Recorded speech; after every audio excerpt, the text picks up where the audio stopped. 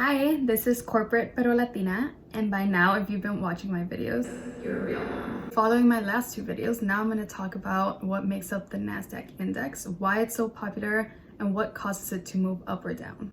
Now that you know about the three indexes, you should know that the Dow and the S&P 500 are both a part of the New York Stock Exchange. On the other hand, the NASDAQ Composite Index is a part of the Nasdaq Stock Exchange. I think of the NASDAQ as the baby brother of the three most popular indexes. Is she talking about the stock exchange or the index?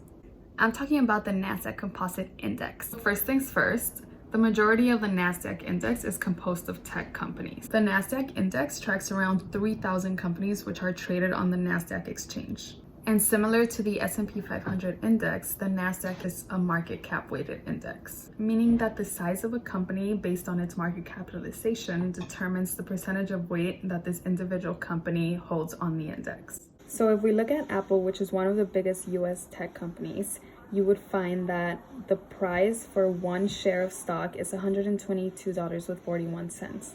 If we multiply that times the number of shares that it has outstanding in the market available for sale, you would get 2.08 trillion in market cap. Then we can look at ADP, which is another company in the IT sector, which is included in the NASDAQ index.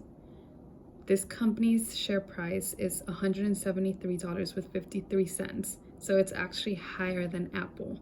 However, when you multiply this by the number of shares it has outstanding and available for sale in the market, its market cap comes out to 74.41 billion. So obviously Apple has a way larger market cap.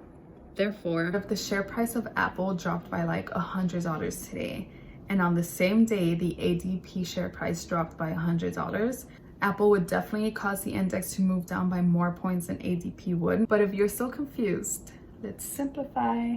If you take two companies from the NASDAQ index and you have one of them with a 2 billion market cap and the other one with a 1 billion market cap.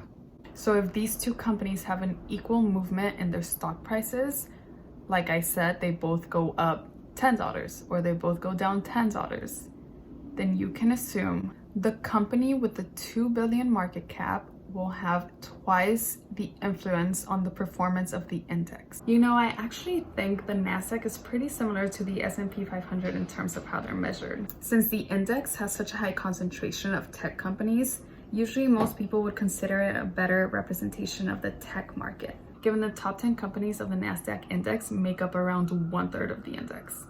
What's up, Microsoft? So if you're an investor who was really into tech companies, this is probably one of the indexes that I would expect you to be following. So that's all I have on the NASDAQ Composite. But of course, let me know if you have any questions.